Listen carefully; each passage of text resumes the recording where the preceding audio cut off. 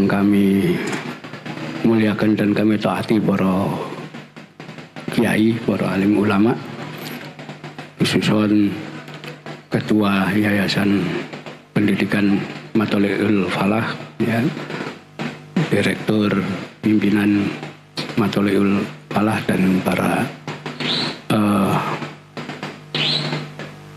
adik-adik sekalian, ya. Ini ada mahasiswa juga, Pak? Belum ya, masih ada tapi di satu. Ya.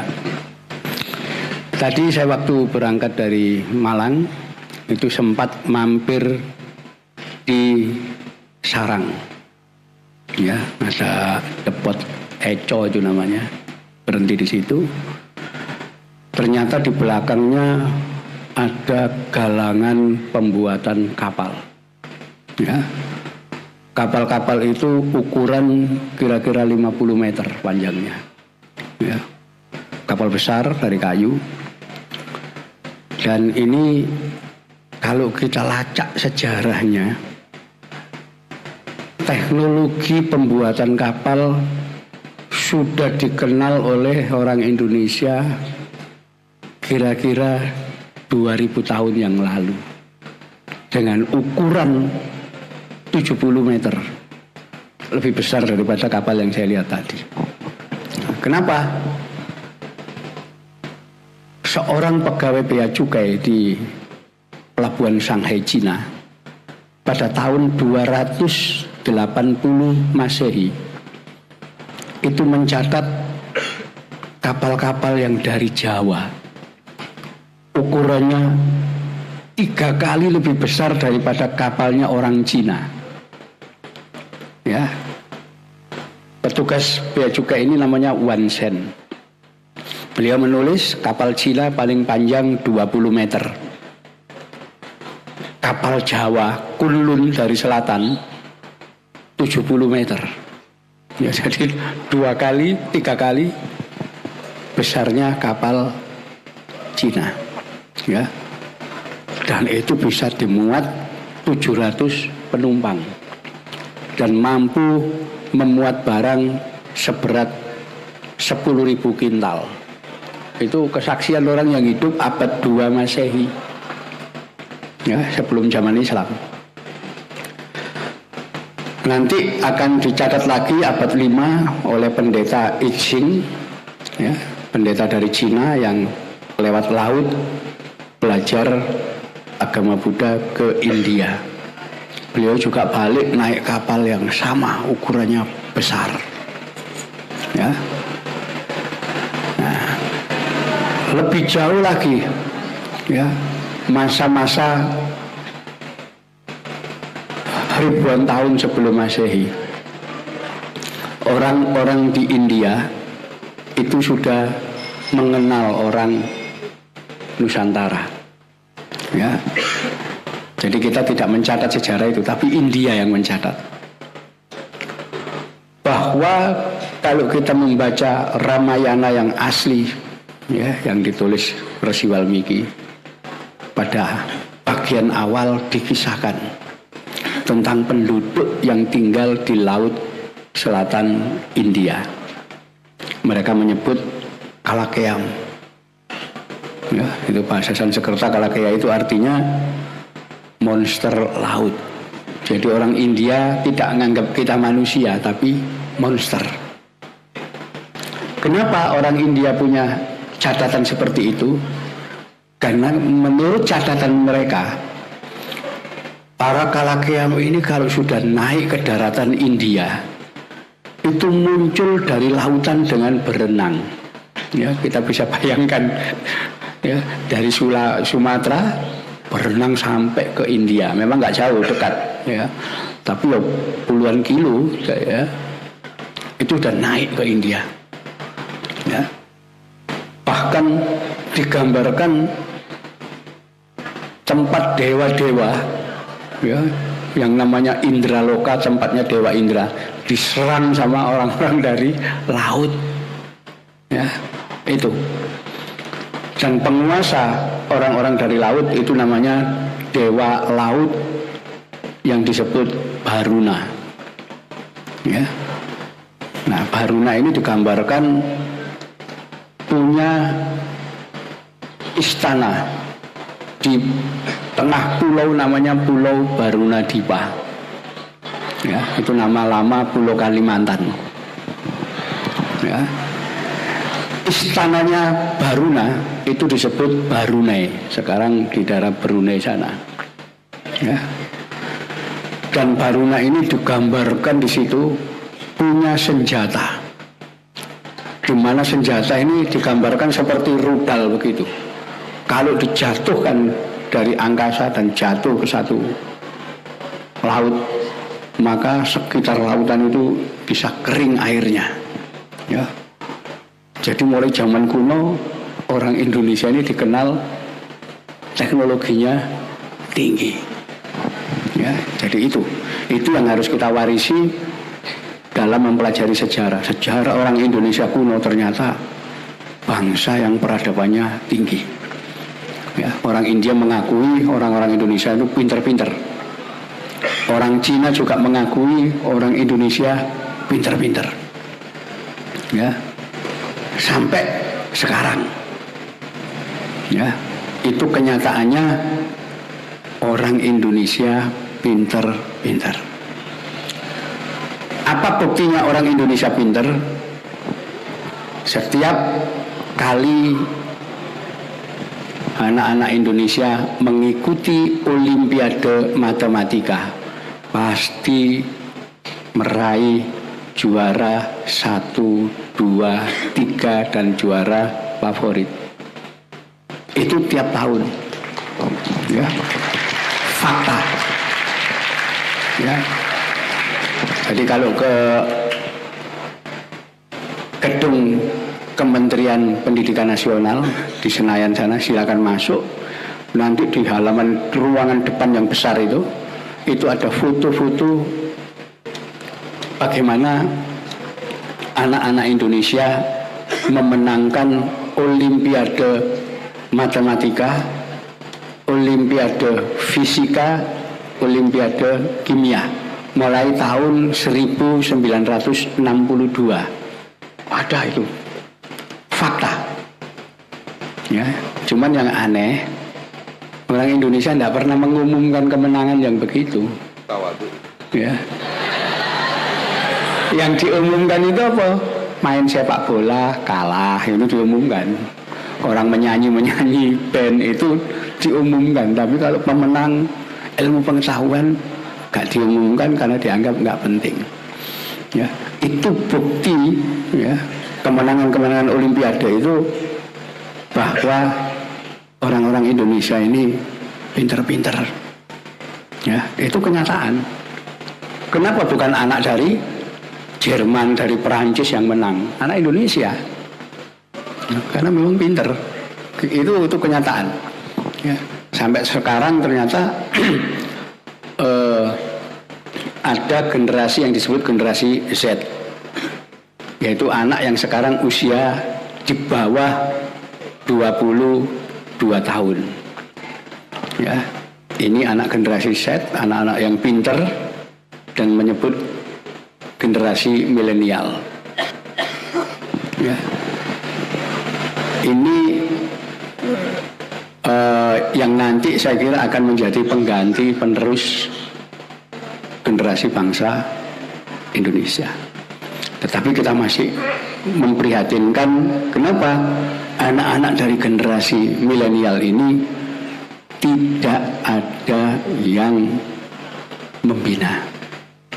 Mereka jalan sendiri, masuk dunia cyber, ya, kemudian membentuk kelompok-kelompok.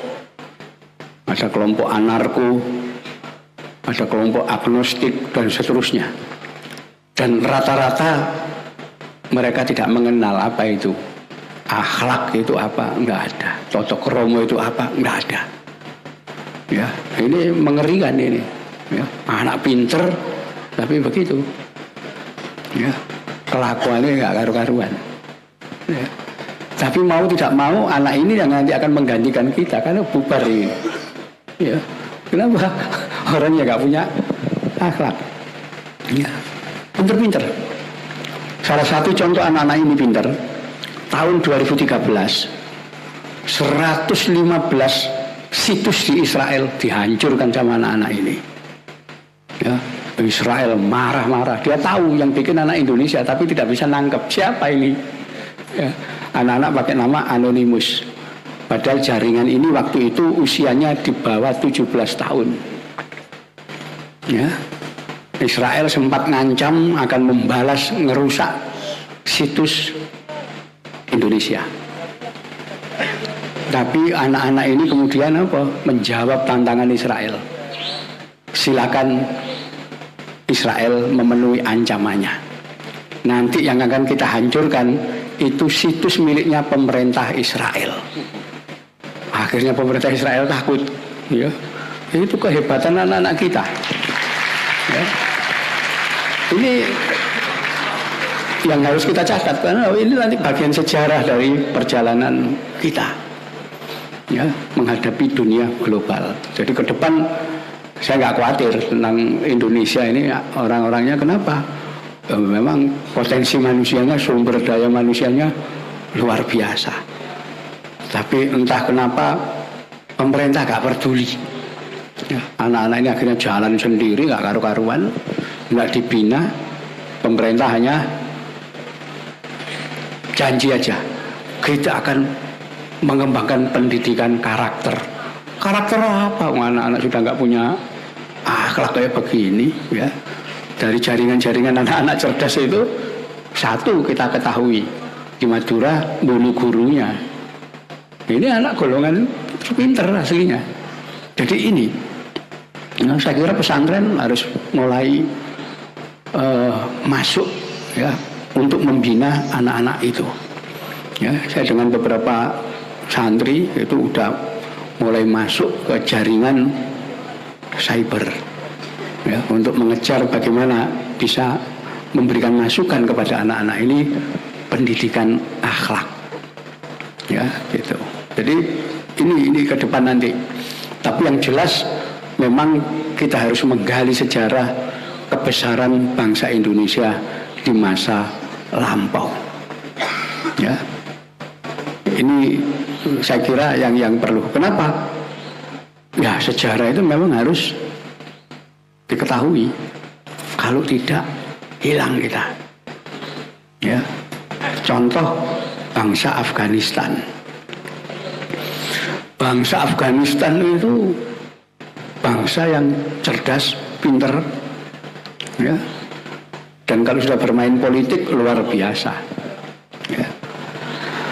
Kira-kira 2000 tahun sebelum Masehi itu dicatat di dalam Mahabharata. Ada seorang pangeran dari kerajaan Gandhara di Afghanistan. Ya, sampai sekarang masih ada itu Gandhara itu. Itu memainkan politik kekuasaan, ya, di negara Hastina. Ya. Tokoh ini dibenci banyak orang, tapi sebetulnya benci atau tidak, tokoh ini sudah menunjukkan bahwa dia orang yang cerdas, orang yang pinter dan ahli di dalam ilmu politik. Ya. Nah, adik-adik mungkin sudah kenal tokoh ini di dalam Mahabharata. Tokoh ini namanya Sangkuni. Pernah dengar? Itu permainan politik luar biasa. Ya, kita melihat itu jangan dilihat alur ceritanya, tapi cara dia memainkan politik. Mengadu domba ini sampai Pandawa kalah, diajak main jadu macam-macam, itu kecerdasan dia. Jadi kerajaan Gandhara itu besar, tokoh-tokohnya besar, ya. Tapi di Afghanistan tidak paham tentang sejarah kebesaran bangsa zaman kuno dulu, ya. Orang Afgan kebanyakan hanya tahu sejarah Afghanistan dimulai zaman Islam. Sebelum itu tidak ada sejarah. Akhirnya nggak paham mereka, ya. Tuh. Apalagi kemudian kerajaan Afgan itu mampu bertahan dari serangan negara-negara lain. Inggris gak mampu menundukkan Afghanistan seluruhnya. Baru setelah kerajaan dijatuhkan, dimunculkanlah negara republik zaman Presiden Babrak Karmal. Ya, itu hancur sampai sekarang Afgan itu. Ya, kenapa? Karena tidak paham sejarah. Nah, karena itu kita harus membangun sejarah kita. Ya, itu penting. Ya, satu saat PBNU punya program penguatan Islam Nusantara. Ya. Lalu kita di Les Bumi mendukung program ini. Lalu kita menggali sejarah Islam Nusantara dengan menemukan ya, catatan-catatan sejarah yang ditulis para ulama zaman dulu. Ya, tahun 2015 kemarin kita sudah mengumpulkan naskah-naskah akhir Mojopahit, zaman Demak, zaman Pajang sampai zaman Mataram. Kita kumpulkan, ya, termasuk kitab-kitab yang dinisbatkan kepada para wali, Sunan Bonang, Sunan Kalijogo, Sunan Gunung Jati, ya, Sunan Giri, itu kita kumpulkan dan kita peroleh 6.528 kitab. Ya, baca satu kitab aja sudah berat. Ini 6.528 kitab. Yang baca siapa? Tapi kita sudah peroleh itu. Disitulah kita tahu, oh ternyata ya, sejarah Islamisasi di Indonesia luar biasa, tidak gampang, tapi berat. Ya, di situ sejarah kita harus pahami itu. Kenapa? Karena bangsa yang sudah maju, ya, maju dalam peradaban dan kebudayaan, tidak gampang dipengaruhi oleh bangsa yang dianggap belum maju. Ya. Jadi abad 7 itu saudagar-saudagar dari Timur Tengah sudah masuk ke Nusantara, tetapi tidak mampu menyebarkan agama Islam. Ya, kenapa? Yang pertama, semua penduduk di wilayah Nusantara merasa dirinya sebagai bagian dari bangsa yang sudah maju. Karena itu mereka bikin aturan menempatkan semua bangsa yang bukan pribumi itu sebagai bangsa rendahan. Ya, disebut dengan istilah wong kilalan atau golongan maleca. Artinya ya golongan buruh pelayan, nggak boleh jadi majikan. Ya. Nah, golongan-golongan ini tidak diperbolehkan bicara soal agama. Itu yang menyebabkan kenapa Islam tidak bisa berkembang. Ya. Bahkan abad 9 Masehi, ya, itu ada imigran dari Persia, ya, di negeri Iran sana. 3 suku itu pindah ke Jawa dan Sumatera. Ada suku Lor, itu dari provinsi Lorestan. Ada suku Jawana dan suku Sabangkara. Jawana dan Sabangkara ini tinggal di Sumatera bersama di bawah kekuasaan Sriwijaya. Ya. Yang satu orang-orang Lor itu tinggal di Jawa. Ya. Pertama kali membangun tempat, ya, karena orang Lor tempatnya dinamai Loram. Loram ini ada di kota Kudus. Ya. Kemudian masuk lagi ke dalam itu di daerah Bluro, itu ada desa Ngeloram, itu orang-orang Lor.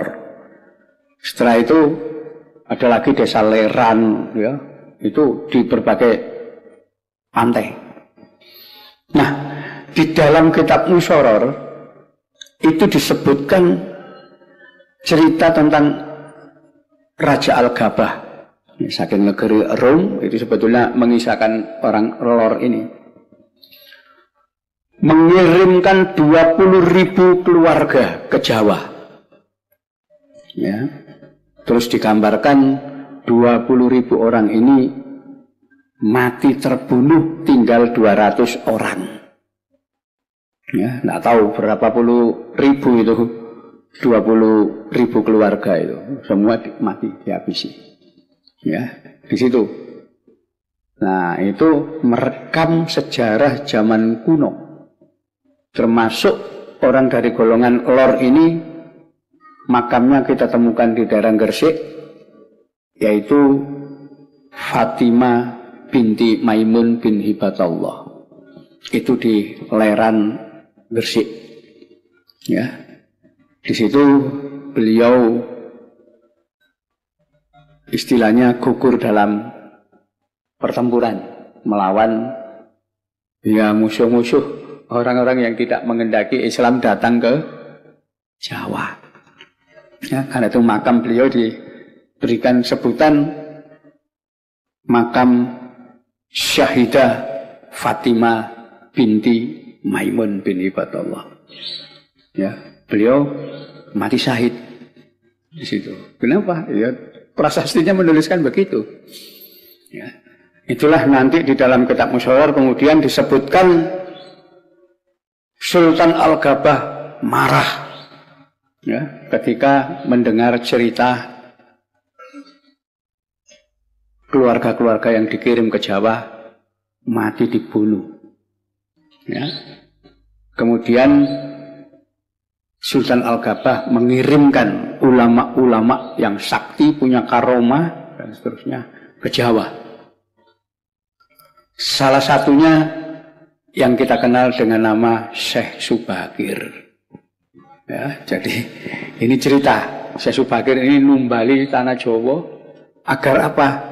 Agar Jawa bisa dihuni umat Islam. Ya.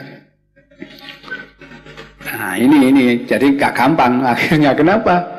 Ya, pertama orang pribumi merasa lebih tinggi daripada bangsa asing, dan dalam kenyataan bangsa asing memang teknologinya gak mampu menyaingi teknologi orang Indonesia yang sangat maju.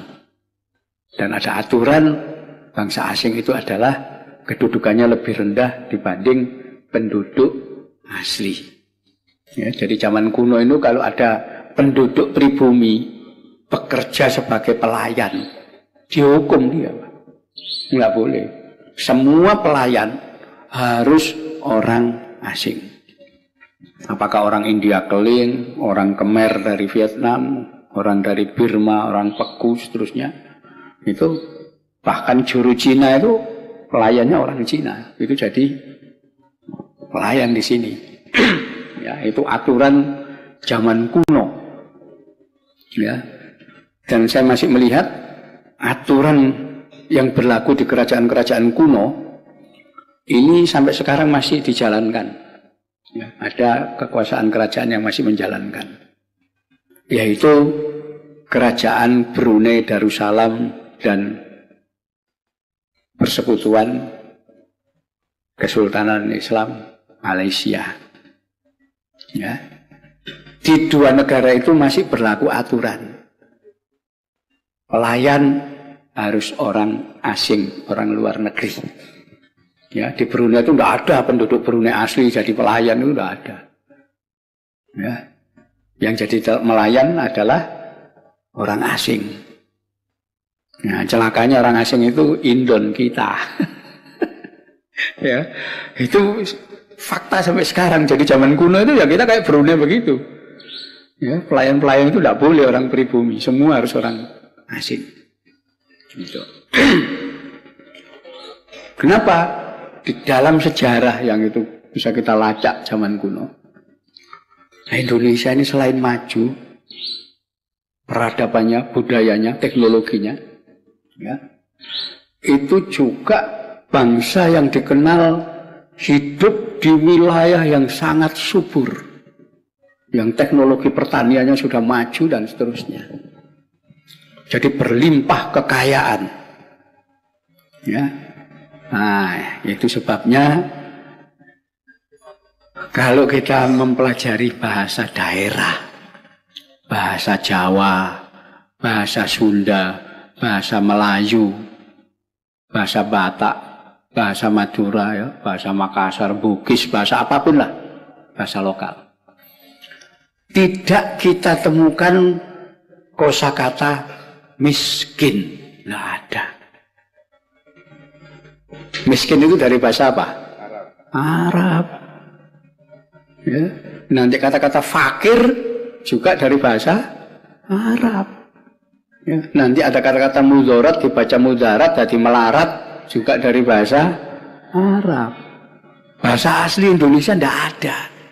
Kenapa? Memang nggak ada kemiskinan. Ya. Zaman kuno, setiap desa itu pasti punya lumbung desa, penyimpan makanan untuk warga desa. Bahkan hampir tiap rumah punya lumbung. Ya.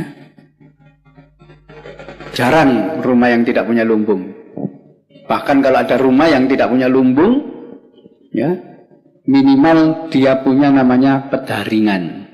Itu semacam gentong isinya beras. Jadi berlimpah, ya, kesuburan dan kemakmuran. Ya, sepanjang sejarah, ya, negara-negara yang tegak di Nusantara, mulai Salaka Negara, mulai Sriwijaya, ya, mulai Kerajaan Kutai, ya, sampai zaman Majapahit, belum pernah ada cerita penduduk mengalami kelaparan. Nggak ada. Kenapa? Oh, karena berlimpah makanan di sini. Ya, ini satu-satunya sejarah, ya, penduduk pernah kekurangan pangan zaman Jepang. Kenapa? Padi dirampas, semua dirampas. Tapi minimal tidak ada orang mati kelaparan, masih bisa makan.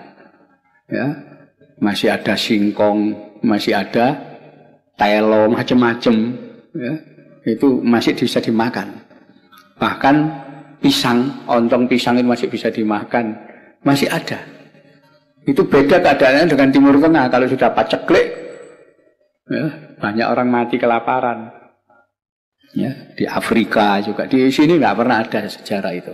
Jadi paling berat itu zaman Jepang. Kenapa kita sempat kekurangan pangan? Tapi sepanjang itu nggak ada. Ya, orang Indonesia ini kaya semua. Bahkan orang dulu lebih kaya dari orang sekarang. Ya, sejarah kita ambil aja zaman Belanda. Itu penduduk pribumi masih kaya, ya, masih punya sawah, punya ternak, ya, punya pekarangan, punya tegalan, macam-macam. Kalau meninggal anak dikumpulkan, kamu warisan ini, warisan ini. Padahal zaman penjajahan. Sekarang zaman merdeka, punya rumah aja masih nyicil di ngangsur 20 tahun. Ya, orangnya sudah meninggal, anaknya yang teruskan angsuran, masih punya utang. Artinya sekarang lebih miskin daripada zaman dulu. Ya, jadi ini memang Indonesia zaman kuno, ya, itu memang diatur begitu rupa bagaimana seluruh rakyat mampu menikmati kemakmuran negara ini. Dan itu kita harus tahu sejarah itu, ya, bahwa bangsa kita bangsa besar, punya kerajaan-kerajaan, punya aturan-aturan, ya, zaman dulu sudah besar. Ya. Tahun 648 Masehi, Di sini ada kerajaan Kalingga. Ya. Itu sejaman dengan Khalifah Utsman bin Affan. Ya. Tahun 648 untuk pertama kali ya, ditetapkan hukum dengan mengikuti Kalingga Dharma Sastra, KUHP, Kitab Undang-Undang Hukum Pidana dan Perdata. Jadi sudah punya KUHP, sudah punya pengadilan, sudah punya hakim, jaksa dan seterusnya. Ya. Padahal pada masa Khalifah Utsman bin Affan itu Al-Quran baru ditulis, belum ada hukum Islam hukum fikih macam-macam belum ditulis. Ya, kita sudah ada hukum itu. Dan yang unik hukum itu, ya, Kalingga Dharma Sastra nanti dikembangkan oleh Wisnuwardana menjadi Purwadigama Dharma Sastra zaman Singosari. Zaman Mojopahit dikembangkan lagi oleh Gajah Mada menjadi Kudaramanawa. Itu tetap aja, ya, aturan-aturan yang ada di situ. Pencuri, ya, kalau orang mencuri nilainya sama dengan 25 keping uang perak. Jadi dulu uang kalau tidak dari perak, dari emas. Kalau orang mencuri uang atau mencuri barang, nilainya sama dengan 25 keping uang perak. Hukumannya potong tangan. Ya. Jadi Mojopahit itu dipotong tangan, Singosari potong tangan. Ya, Kalingga, Sriwijaya potong tangan semua. Kenapa? Mengikuti hukum Kalingga Dharma Sastra. Pelaku perzinahan dipenggal, bunuh. Ya, memang aturannya kayak begitu. Ya, itu bisa kita baca di naskah-naskah lama. Aturannya seperti itu. Ya, jadi memang sudah ada ketentuan. Jadi jangan dianggap potong tangan itu, oh ini hukum Islam ini, enggak. Zaman kuno sudah diberlakukan di Nusantara, ya, semuanya. Jadi kita peradaban maju, kita bisa lihat, ya, Gunung Padang, ya, di Cianjur itu adalah bekas pemujaan zaman kuno, agama kuno, ya. Yang batu-batunya ketika diteliti dengan teknik radiokarbon, diketahui usia batunya itu 14.500 tahun sebelum Masehi. Ini usia peradaban manusia paling tua sadunia. Mesir itu 6.000 tahun. Ya. Babylon itu 6.000 tahun. Ini 14.500 tahun. Ya. 2 kali lipat lebih tua daripada situs yang ada di dunia. Memang begitu. Ya. Kenapa seperti itu bisa? Karena kalau kita bicara soal teori evolusi, manusia Indonesia ini adalah manusia tertua. Kenapa? Fosil-fosilnya, mulai Pithecanthropus erectus yang ditemukan di Trinil, itu usia 1,5 juta tahun yang lampau. Ditemukan lagi fosil yang diberi nama Meganthropus paleojavanicus, manusia raksasa dari Jawa. Tingginya 2 meter 20 cm, 2,20 ya. Orang Jawa zaman kuno, tinggi-tinggi. Usianya 2 juta tahun. Nah, inilah yang kemudian mengalami proses evolusi. Kenapa akhirnya orang-orang Indonesia pinter-pinter? Karena manusia paling tua umurnya. Ya, jadi itu harus kita tahu. Kok ini bagian sejarah kita. Ya, yang harus kita ketahui, nenek moyang kita lebih tua usianya dibanding bangsa-bangsa yang pernah ada di dunia. Ya, Ini harus kita warisi sejarah ini, bahwa ini bagian dari leluhur kita. Bagaimana zaman kuno bangsa India bisa takut dengan orang-orang dari Indonesia, Cina takut. Ya. Abad 7 Masehi, orang-orang Jawa pernah menyerang Tonkin, Cina. Ya, di bawah Wisnudaranindra diserang Cina itu. Itu abad 7 Masehi. Ya, itu fakta. Oh, ini ternyata Cina pernah diserang orang dari Jawa. Ya. Dari mana sumbernya? Orang Cina sendiri yang mencatat. Raja Jawa menyerang Cina. Ya, Cina mundur, ya, tidak melayani serangan dari Jawa. Ya. Nah, kenapa? Cina hanya tinggal nunggu perubahan musim. Ketika orang Jawa tinggal di sana, di Cina turun musim dingin. Ya.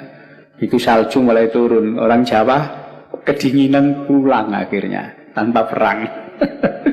Ya. Jadi dulu jajahannya itu luar biasa Jawa itu. Ya. Sampai abad 7-8, ya, itu menaklukkan Kamboja. Kerajaan Khmer itu ditaklukkan oleh Raja Jawa. Ya. Dan itu kalau kita membuka sejarah Kamboja, nanti akan ketemu raja bernama Jayawarman kedua. Ya, jadi Jayawarman kedua. Ya. Beliau yang nanti akan menurunkan raja-raja sampai Norodom Sihanouk, Norodom Ranarik itu keturunan Jayawarman kedua. Dan di dalam catatan sejarah Kamboja ditulis Jayawarman II adalah orang Jawa, keturunan Jawa. Ya. Kan itu membuat Angkor, candi Angkor itu, kerajaan Angkor itu bikin candi, ya persis candi Jawa, karena memang orang Jawa. Jadi zaman kuno penduduk Jawa itu wis gak karu-karuan, menyebar kemana-mana dan menaklukkan di mana-mana. Ya, termasuk abad 9. Ya, abad 9 Masehi itu ada orang Arab namanya Ibnu Lakis. Ya. Dia di pelabuhan Sokotra. Ya. Ibnu Lakis mencatat ada rombongan 1000 kapal. Ya. Bayangkan 1000 kapal singgah di pelabuhan Sokotra. Ya. Saking banyaknya kapal, itu sampai lautan itu kayak kota. Ya, malam itu lampu-lampu kapal itu ada kayak kota. Mereka ditanya dari mana? Ya. Mereka menyatakan dari Wawa. Mungkin pendengaran apa? Ibnu Lakis Wawa, tapi dia yang jelas Jawa. Ya.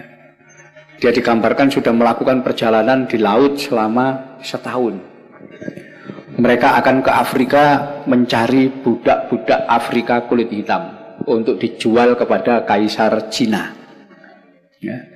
Yang digambarkan Ibnu Lakis ya, orangnya pakai kain hitam, dadanya tidak ditutupi, rambutnya panjang terurai. Ya persis wong Jawa zaman kuno.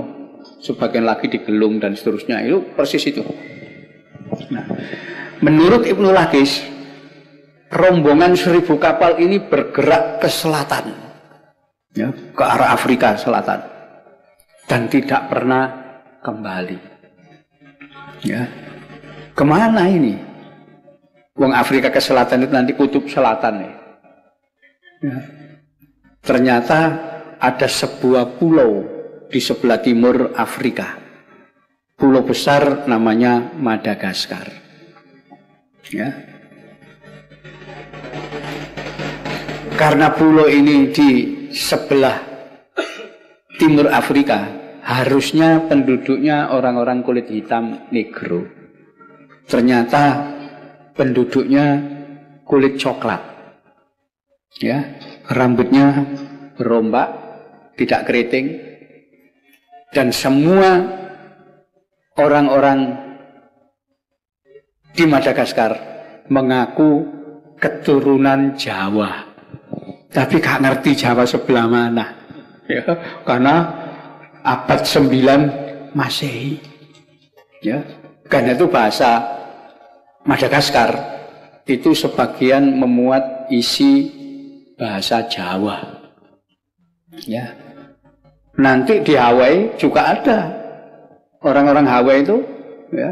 Jadi Hawaii itu bahasa sana itu artinya tempat padi, sawah. Hawaii sama sawah.